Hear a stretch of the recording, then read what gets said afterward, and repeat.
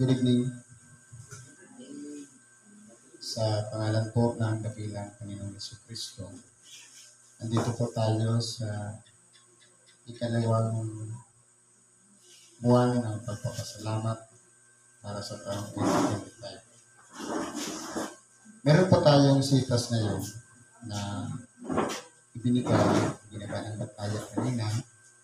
Ang una po ay sa Lucas 15, versikulo 1 hanggang 10. Ngayon po, basahin muna natin. Sabi po dito, nagsilapit nga sa kanya ang lahat ng mga maninigilang Diyos at makasalanan upang makinig sa kanya. At ang mga Pariseo, ngayon din ang mga eskribas ay nabulungan na nagsasabi, tinatanggap ng taong ito ang mga makasalanan at sumasalo sa kanila. Tama po yung sinabi kanina ng Dad. Ang ating dakilang Panginoon, ang hinahanap niya po talaga yung mga makasalanan. Yung mga maninigilang buwis, yung mga nandaraya sa pagkukulikta ng buwis. Yun po yung pinupunterya niya. Pero, sa kabila noon, meron namang mga Pariseo at iskriba na nagbubulong-bulungan palagi silang nag-uusap. Sila yung taga-komento sa lahat ng ginagawa ng ating dakilang Panginoon. Na kini-question nila kung bakit ang ating dakilang Panginoon sumasalo doon sa mga makasalanan. Ngayon, anong ginawa ng ating dakilang Panginoon? Nagbigay siya ng talinhaga. At sinalitan niya sa kanila ang talinhagang ito na sinasabi, aling tao sa inyo na kung mayroong isang daang tupa at mawala ang isa sa mga yaon ay hindi iiwan ang 99 sa ilang at hahanapin ang nawala hanggang sa ito'y kanyang masumpungan. At kapag nasumpungan niya ay pinapasa niya sa kanyang balikat at patutuwa at pag uwi niya sa tahanan ay titipunin niya ang kanyang mga kaibigan at kanyang mga kapitbahay na sasabihin sa kanila, makipagkatuwa kayo sa akin sapagkat nasumpungan ko ang aking tupang nawala. Sabi ko sa inyo na gayon din magkakatuwa sa langit dahil sa isang makasalanang nagsisisi kaysa 99 na taong matutuwid na di nangangailangang magsipagsisi. Ngayon pansinin po natin yung talinhaga. Ang punterya ng ating dakilang Panginoon, yung mga maningilang buwis at mga makasalanan na na handa silang magsisi at magbalik loob sa Diyos. Ibig sabihin, sa kabila ng pagiging makasalanan, meron pa silang pagkakataon na magsisi at magbalik loob sa Diyos. Kasi po ang pamantayan ng tao, kapag ang isang tao nagkasala o nakakumit, halimbawa nakakulong, makasalanan na yun ng habang buhay. Dahil kahit magbago yan, ex-convict pa rin ang tingin niya. Dahil galing na yan sa bilangguan.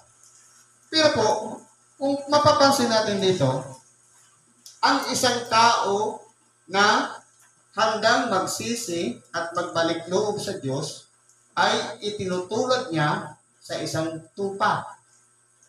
Paano pala kung halimbawa naghanap tayo na inaakala nating tupa na handang magsisi. Hanggat hindi nakikita ang pagsisisi at pagbabalik loob, hindi po siya maipoconsider na isang tupa. Marahil, kung halimbawa, nangihinayang tayo sa isang kapatid na naligaw. Pero kung reklamator naman siya, maitutulad natin siya sa kambing na akala natin tupa. Kaya ang mangyayari niyan, ang siyam na tupa at isang kambing. Kung bakit po pa siya kukunin? Bakit po pa siya pagtitiisan at pagtagaan para hanapin? Tapos hindi naman para sa isang tupa. Kaya po dito, itinuturo dito, ang ugali kung paano ang karakteristik ng isang tupa. Kapag ang isang tao handang magbalik loob, handang humingi ng tawad, magsisi sa lahat ng nakulit niyang pagkakasala, i-consider natin sa isang tupa. Pero kung halimbawa, may tungkulin siya, pagkatapos ayaw niya naman magsisi, bakit pa natin, pagtyaga na lang natin ng siyam na putsyan, bakit pa natin aantayin? Hindi nga siya, matigas na ang puso. Hindi mo siya maibibilang na isang tupa. Bakit ihahalo mo siya dun sa siyam na putsyan? Ang mangyayari no, baka pag simulan pa yun, na hindi pagkakasundo-sundo dahil hindi nga niya taglay ang pagiging isang tupa. Kaya po tinuturo dito, sandaang tupa. Ngayon, pansinin natin. Tingnan natin, ano ba ang dapat na gawain ng isang tupa? Unang-una, kapag may nagpapastol, handa siyang sumunod doon sa pastol. Ipapaano kung halimbawa, nasumpungan niya, nung pinasan niya, kinagat siya dahil palaban. Iyang tupa, kahit kargahin mo yan, hindi yan gumaganti. Hindi yan nagagalit. Dahil maamo ang tupa. Yun ang isang ugali ng tupa na naiiba sa lahat ng hayop. Na hindi po siya lumalaban. Kapag siya ay nasumpungan at humingi ng tawad, nagsisi, maibibigyan natin sa isang tupa, at kapag siya pinasan mo, hindi siya magrereklamo. Kaya kung titingnan po natin dito, ang 100 tupa, iiwan niya yung 99 na marurunong na kaya nga sa ilang niya iiwan para hanapin yung isang nawawala. Kaya po, sa isang tao na patuloy na humihingi ng tawad at nagsisisi at nagsisisi at nagsisisi, ibinibilang niya ang kanyang sarili na isang makasalanan na iko-consider natin siyang isang tupa. Paano kung matigas ang loob? Paano kung mas marunong pa siya doon sa pastol? Paano kung lumalaban siya? Paano kung nagre-reklamo siya? Pagtsatsagaan pa siyang hanapin? Siyempre hindi na. Dahil baka mamaya niya, yun din ang magpapahamak doon sa 99 para turuan niya na mas lalo pang mapahamak ata sa halip na mabuo mo yung 100 tupa, ang mangyayari niyan, baka madagdagan tayong kambing. Kaya kung titingnan natin dito, may halimbawa niya na sabay Mateo 25. Yung mga nasa kanan, yun yung mga kambing. Yung walang ibang inaasikaso, puro magreklamo. Yung nasa kaliwa, yun yung mga tupa. Na ang tupa handang sumunod sa pamamaraan, sa mga patakaran, at gayon din sa mga alituntunin, na kung saan ina-apply natin yung mga turo ni Kristo upang siyang dapat nating sundan. Pero kung halimbawa, tagahatol na, ang mangyayari niyan, isa ng hukom dahil hindi nga tagatupad ng utos. Kaya po kung titignan natin dito, ang hinahanap dito ng ating dakilang Panginoon, yung tupa. Dapat kawanis nung iniwanan niyang 99 ang ugali o attitude. Yun po yung hinahanap niya dito. Hindi pwedeng pagtyagaan natin na, sayang si Brad, sayang si Sis. Puntahan natin. Alamin muna natin, hanggang man niyang isuko ang kanyang sarili, magsisi at magbalik loob, pwede natin siyang ibilang na tupa dahil kaparehas siya ng mga taong palaging humihingi ng tawad sa Panginoon. Yun po kasi yung ugali ng isang tupa. Umiiyak po ang tupa. Hindi kaya ng kambing na mas masaya pa sa kapag nasasaktan ang iba. Ano po sabi dito? Kaya, kung titingnan po natin, yung naghanap, anong ginagawa niya? Naghahanap siya, nag-i-invite siya para makipagkatuwa sa kanya dahil nasumpungan niya. Pero ano ang nakikita natin dito sa grupo? Kapag mayroong isang tao na pahiwalay, bumalik, sasabihan, bakit ngayon ka lang? siguro may sakit ka. Welcome ba yun? Ang pag-welcome, dapat i-celebrate natin dahil bumalik siya. Ibig sabihin pala, yung naiwan pala, hindi rin pala tupa. Dahil humahatol doon sa nawala. Kaya kung titignan po natin dito, itinuturo sa atin ng ating dakilang Panginoon dapat, kahit na yung naiwan, kainiwanan ng pastor na siyang naputsyang, dapat mag-ugali rin tupa na may pagpapahalaga sa kanyang kapwa tupa. Upang sa ganon, hindi siya makarating sa paghatol at sasabihin natin, bakit ngayon ka lang? Sabi ko, namarapara ka sis. Parang hindi welcome. Parang itinatakwil. Kaya kung titignan natin, dapat ang ugali ng tupa na naiwan, ganun din yung hinanap, magkakaparehas po sila. Dahil iisang uri sila ng hayop na wala nga lang yung isa. Huwag naman magmarunong yung iniwanan na siyang naputsyan na sila, ang akala nila matutuwid na.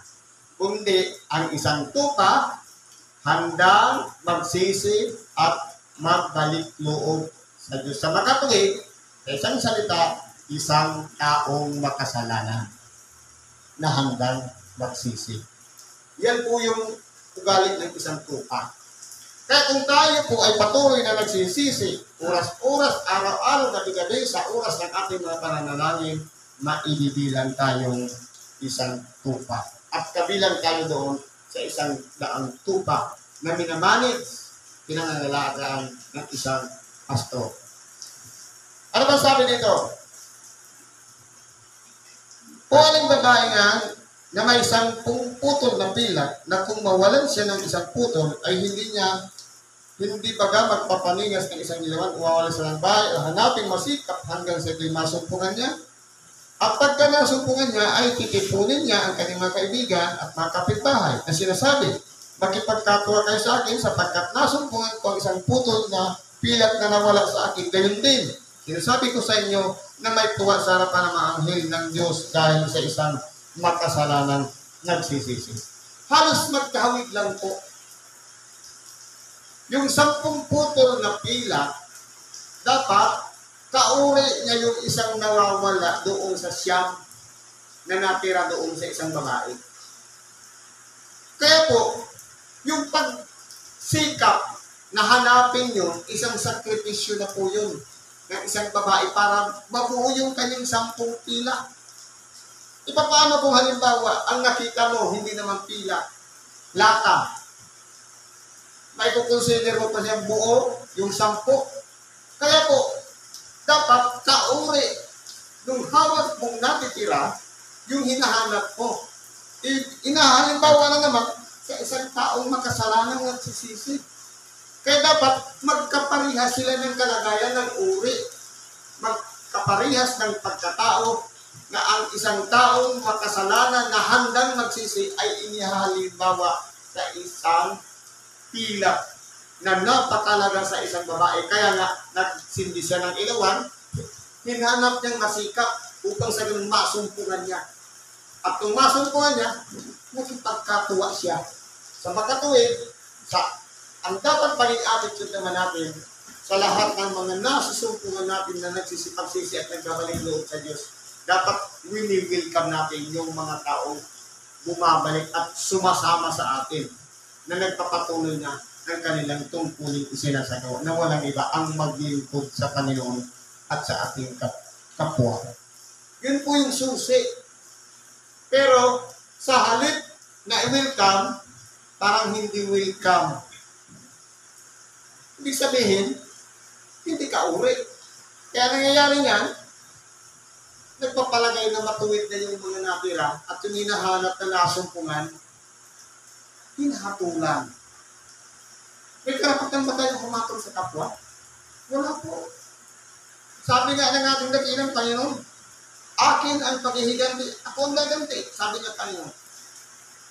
Sa makatuwid, gumawa man tayo ng mabuti o masama, tayo man ay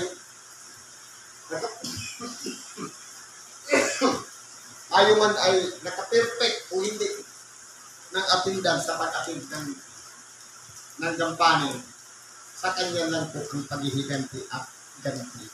Gumawa tayo ng kabutihan, meron tayong ganti na may kasamang pagpapala. At kung tayo'y merong nilabag o hindi nakalugot sa kanyang tanim, ipaghihiganti po yung mga naaapi ng sa pangalan ng ating dakilang Panginoon. Nasa kanya lang po yung rights. Wala tayong karapatang humatol sa ating kapwa. Ibigay natin sa Diyos yung pagkakataong humatol sapagkat sinasabi niya, akin ang paghihiganti, ako ang gaganti. Pero sa kanya lang yan. Huwag natin agawin yung posisyon ng ating dakilang Panginoon. Nagagawin natin yung nagpapalagay tayo sa ating sarili na tayo na yung Panginoon. Yun po yun. Ano bang sabi dito sa isang aralin? Ayon po sa 2 Korinto, sa Kapitulo 5, versikulo 11 hanggang 21. Yamang nalalaman nga na ang pagkatakot sa Panginoon ay aming hinihikayat ang mga tao, ngunit kami ay nangahayag sa Diyos at inaasahan ko na kami ay nangahayag din naman sa inyong mga budhi. Kaya kung bigyan po natin dito na ang sumusunod ng sikap sa ating dakilang Panginoon na may kalakip na takot na parang ayaw natin magkasala o makalabag sa Kanya. Isang bagay po yun na dapat pahalagahan ng isang tao dahil alang-alang po sa tinatawag na konsensya o budhi.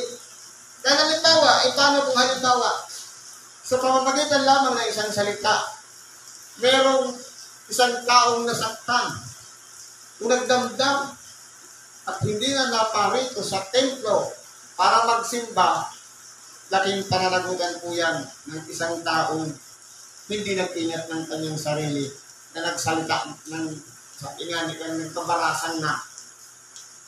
Kaya dapat po, meron tayong pagpapahalaga sa bawat isa.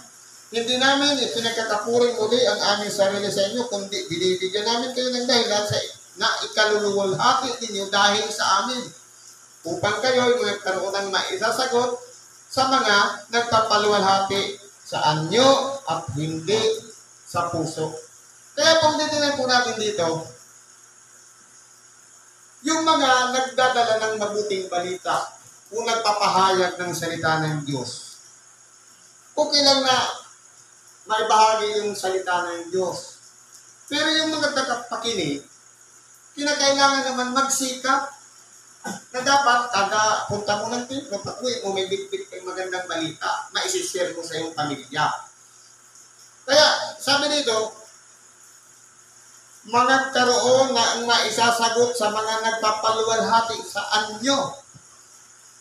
Ibig sabihin, palaging titingnan yung sitwasyon, yung mga pangyayari. Na dapat pahalagahan yung mga aral na ating tinatanggap, pinapakinggan, na dapat, paano kung sabihin, may galit kayo doon sa tagapagpahayag ng salita ng Diyos. Hindi ko tatanggapin yung aral niya kasi galit ako sa kanya. Hindi po. Kundi, ayon sa anyo. Ano ba yung sinabi niya? Ano yung pinahayag niya? Dapat yun ang panatilihan natin. Hindi yung dahil galit ka sa kanya, hindi mo na pakikinggan yung kanyang aral. Mali po yun. Sabi dito, sapagkat kung kami ay maging mga ulol, ay para sa Diyos, o maging kami ay mahinahon ng pag-iisip ay para sa inyo, sapagkat ang pag-ibig ni Kristo ay pumipilit sa amin sapagkat ipinasisiya namin ang ganito na kung isa ay mamatay dahil sa lahat, kung gayon, lahat ay nangamatay. Kaya kung titingnan natin dito, ang sabi dito ni Apostol Pablo, na halimbawa, sa pagpapahayag, sobrang excitement mo, parang ang tingin sa'yo, parang nauulol na. O kaya, maging mahinahon naman ang pagpapahayag sa mahinahong pag-iisip, ang pagpapahayag ng salita ng Diyos. Ang importante po doon, yung lahat ng mga salitang binitawan.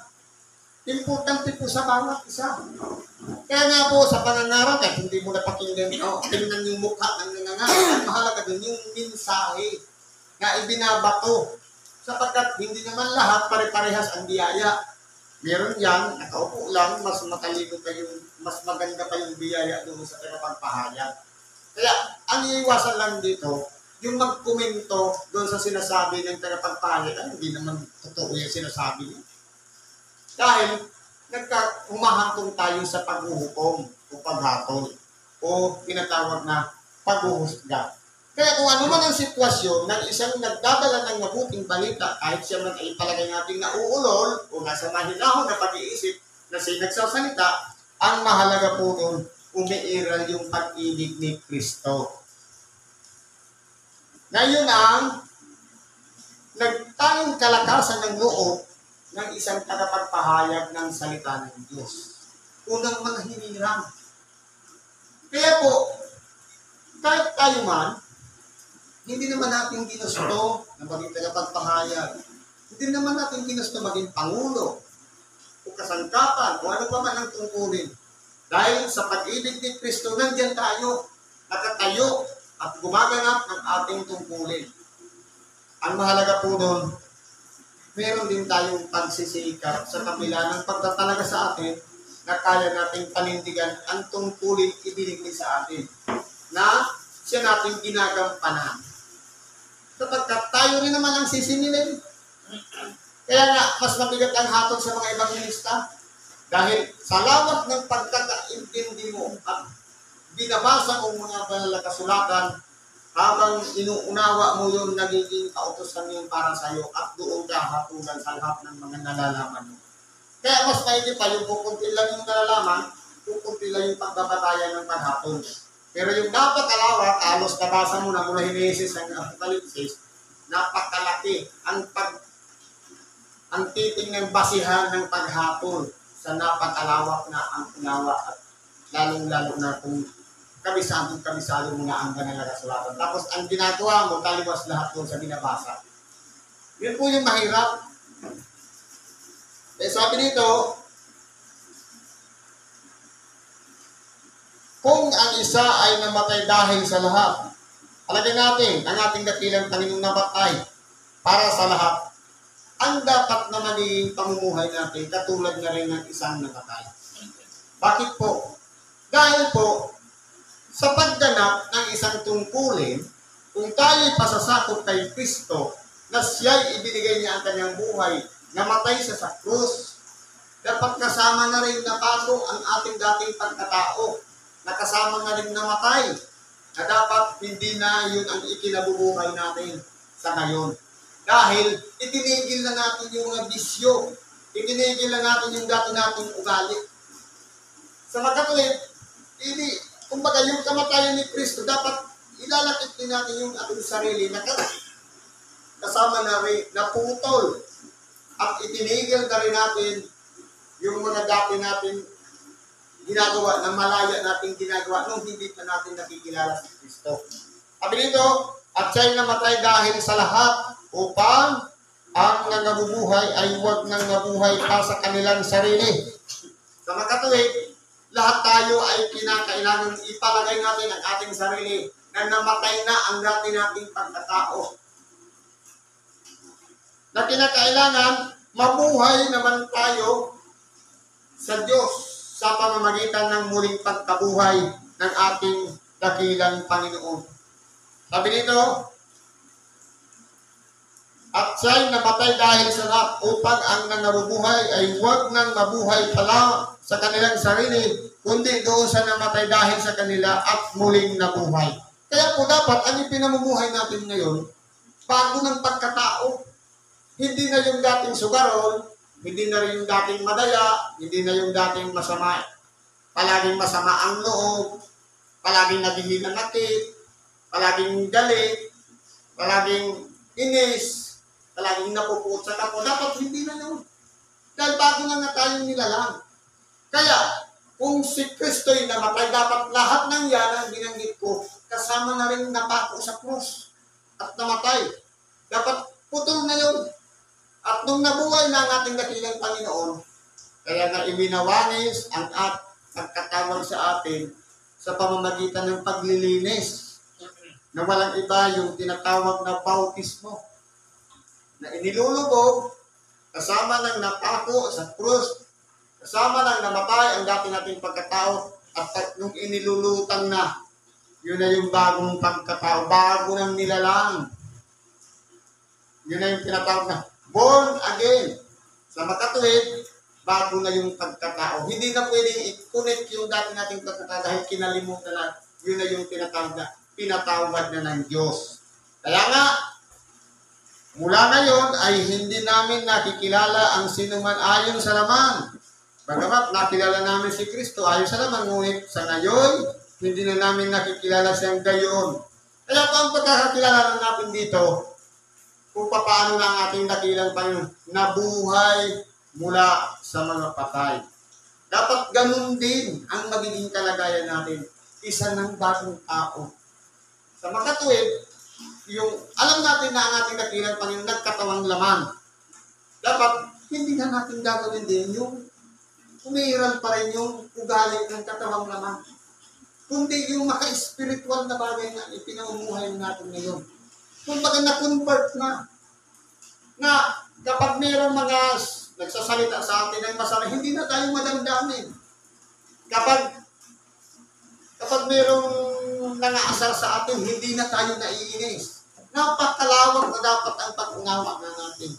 Dapat marunong na tayo mag-adjust, marunong na tayong pairalin yung maka-spiritual na pamamaraan ng pakikisalamuha sa mga tao. Yun na dapat ang pamumuhay na ipinamumuhay natin ngayon. Kahit kung sino man ay na kay Kristo, siya'y bagong nilalang. Ang mga dating bagay ay nagsilipas at narito, sila'y pawang naging mga bago. Sa makatuwid, ang isang taong nagsisina at nagbalik loob sa Diyos, isa ng bagong nilalang. Bago. Ibig sabihin, yung lahat ng luma, kinalimutan na. Kaya wala na dapat koneksyon nung natin pagkatao sa pamumuhay natin ngayon na kasama na natin si Kristo. Dahil bago na nga tayo. E paano yung pamantayan ng tao? Binabalik pa, ikinukunik pa rin yung dati nating pagkatao. Pinamumuhay na tayo kay Kristo. E dapat ang ipinamumuhay natin mula sa isang malinis na buli, yung pagsunod na sa kalooban ng Diyos. Na walang iba, bago nang nilalang sa paningin niya. At sa pakiramdam din natin sa ating sarili, isa na rin tayong bago sa harapan ng Diyos. Ibig sabihin, forget na lahat ng mga nagawa nating pagkakasala dahil kasama na yun sa namatay. Kasama na yun sa inilakip natin doon sa pagkapako ng ating dakilang Panginoon na dapat hindi na yun babalikan. Dahil kinalimutan na yun. Nagsilipas na yun. Dapat hindi na pwedeng iugnay yun. Sabi dito, datapwat ang lahat ng mga bagay ay pawang sa Diyos na pinakipagkasundo tayo sa Kanya rin sa pamamagitan ni Kristo at ibinigay sa amin ang ministeryo ng sa pagkakasundo. Kaya po, yung responsibilidad ng mga apostol noon, walang iba, yung mga tao na nangaligaw, nagkasala, maibalik lahat yan sa Diyos. Yun naman talaga ang pinaka-priority. Na tayo man, nagsipagmana ng gawain yaon, dapat ganun din ang pinaka-purpose natin, kaya tayo'y nangangaral ng salita ng Diyos. Walang iba yung mga taong makasumpong ng kanilang pagsisisi para sa kanila, na sila'y makabalik sa Diyos. Yun dapat ang pinaka-target natin, kaya tayo'y nangangaral ng salita ng Diyos sa iba-ibang lugar. Hindi lang sa loob ng templo. At kung nandito na tayo sa templo, bibigyan tayo ng mga pasyente para makarinig ng salita ng Diyos. Diyos po ang taga-provide para madagdagan tayo. Hindi naman tayo nagre-recruit, hindi naman tayo naghahanap ng magsasama dito para madagdagan tayo. Diyos po mismo ang nagbibigay sa atin, dinadaan sa isang karamdaman. Pupunta dito, kapag napuno na o nabusog ng tinatawag na salita ng Diyos, sa Kanya na mismo nagmumula ang tinatawag na pagsisisi.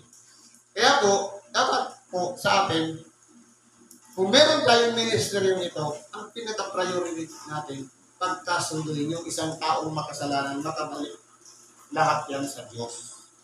O kaya magsipanumbalik sa makatuwid bagay na ang Diyos kay Kristo ay pinakipagkasundo ang sanglibutan sa Kanya rin, na hindi ibinibilang sa kanila ang kanilang mga kasalanan at ipinagkatiwala sa amin ang salita ng pagkakasundo. Kaya po, ang pinaka-priority talaga, ng Ebanghelyo sa mga tao, walang iba, yung mga makasalanan at yung mga matuwid, dapat mag-convert yung mga makasalanan gawing matuwid. Yun po yung tinatawag na pagkakasunduin. Magpapanag po sa isang kalagayan na walang iba, dapat lahat ay magiging mga matuwid. Yun po yung pinaka-priority ng Ebanghelyo. Kaya siya ipinangangaral para ang tao makasumpong sa kanyang sarili ng pagsisisi at makapagbalik loob sa Diyos. Sabi dito, kami nga ay mga sugo sa pangalan ni Kristo. Nawaring namamanghik ang Diyos sa pamamagitan namin. Kayo'y pinamamagitan namin sa pangalan ni Kristo na kayo'y makipagkasundo sa Diyos. Kaya po, ang obligasyon po ng mga sugo o tagapangaral ng salita ng Diyos, evangelista man yan, pastor, manangaral, o ano ba man ang tungkulin niya. Basta siya'y nangangaral ng salita ng Diyos. Ang pinaka-priority niya, sa pangalan ni Kristo, na kunwari parang yung Diyos na mamanhik sa pamamagitan natin, na ang mga tao dapat madatnan nila sa kanilang sarili na yung aral makaarating sa kanila. At pagkakasunduin yan sa pamamagitan na yung mga ngaral at yung tinuturuan ng aral magkasundo sa isang bagay na magpanagpo sila doon na sila'y subok na subok sa harapan ng Diyos na handang-handa na nakapagsisi na ng kanilang mga kasalanan at nakapagbalik loob na sa Diyos. Na mga ibaga, yung tagapangaral, para na rin ipinalalagay na yung Diyos mismo ang naghihikayat, pero ito ay ang gumagawa ng gawain yun dahil ang Diyos ay sumasa iyo na isa kang tagapangaral. Kaya po yung ang isang tagapangaral dapat may malasakit sa kapwa. Hindi yung sabi nga, take it or leave it, mangaral ka, basta tapos ka na ng mission mo, wala na. Dapat merong pagpapahinuhot, merong kapakumbabaan, kahit papaano mo mahihikayat, kung palagi kang galit, kung mangaral ka, mataas ang boses, pagkatapos hindi pa maunawaan yung pananalita, yung construction ng mga wordings, paano mo matukonvert yun? Paano mo madadala sa Diyos ang isang tao kung gulong-gulo yung pag-asimbula lang ng paragraph o ng sentence, hindi naman maunawaan. Kaya po nasa bawat isa na tagapangaral ng salita ng Diyos na dapat ang ipinapahayag na aral dapat katanggap-tanggap doon sa pinapangaralan. Kumbaga, madaling unawain, madaling intindihin. Na, kumbaga, mababa man ang kanyang pinag-aralan, hindi man siya marunong o puro lang kanyang utak, pero kapag narinig na yun, parang dinadagutan ang kanyang dibdib, tumatagos sa kanyang puso, sa kanyang mga kasukasuan, sa kanyang diwa, paghihiwalay ng kaluluwa at espiritu. Yun na po yung tinatawag na salita ng Diyos. Kapag nararamdaman ng isang pasyente o ng isang member man na isang makasalanan, na parang pinupunteriya siya, ibig sabihin, yun na po yung kapangyarihan ng salita ng Diyos. Iba paano kung hindi nga maayos yung wordings o yung pagkakasunod-sunod ng salita na sa halip na past tense naging present tense. Kaya nangyayari yan, gulo, pati yung tagapakinig na kahit na sabihin na madali siyang makagit pero hindi nga nagigits dahil pati yung pagsasalita ng tagapangaral, hindi rin naman nauunawaan. Kaya yun po yung mahalaga na maging lesson din sa atin na dapat, sabi nga, ipinagkakatiwala sa amin ang salita ng pagkakasundo.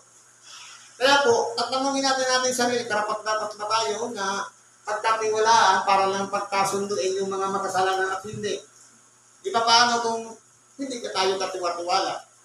Kaya sabi nga dito ni Apostol Pablo, kami nga'y mga sugo sa pangalan ni Kristo. Dapat ang sugo na yan, kahit anuman ang kalagayan niya, gaano man siya katagal na sa paglilingkod o baguhan man, kapag iisang espiritu lang pa ang kumikilos sa kanila, iisa lang po ang ipinapahayag nila. May pagpapahalaga sa kapwa. Napakatuwid, wala sa atin ang paghapon, kundi nasa paghihikayat lang tayo sa pamamagitan ng aral na ibinabato natin sa tagapakinig. Sabi dito, Yaong hindi nakakilala ng kasalanan ay kanyang inaring may sala dahil sa atin upang tayo'y maging sa kanya'y katwiran ng Diyos. Kaya, kung tayo man po ay walang kasalanan, sabi nga, walang matuwid, wala kahit isa. Ipalagay natin ang ating sarili na tayo'y kabilang sa mga makasalanan. Bakit po? Dahil pagkaminsan, baka yun ang magdala sa atin para magmalaki, para magmalabis, o kaya pagtuya ng isang taong makasalanan. Kaya pinag-iingat tayo dito ng Diyos na palagi natin ipalalagay sa ating sarili. Kahit sa maghapon wala tayong nagawang commit na pagkakasala, palagi natin ilalagay ang ating sarili na kabilang sa mga taong makasalanan upang sa ganun hindi po tayo magmalabis o magmalaki sa ating kapwa. Yun po yung importante doon. Yung humbleness, kapakumbabaan. Pinapractice po yan. Hindi po yan inaaral, kundi isinasagawa ang pagpapakumbaba. Siguro hanggang dito na lang ang may babahagi natin sa oras ito. Salamat po sa Diyos. Ano man ang ating mga kahilingan, karaingan, ibalik natin sa pangalan ni Kristo Jesus. Salamat po.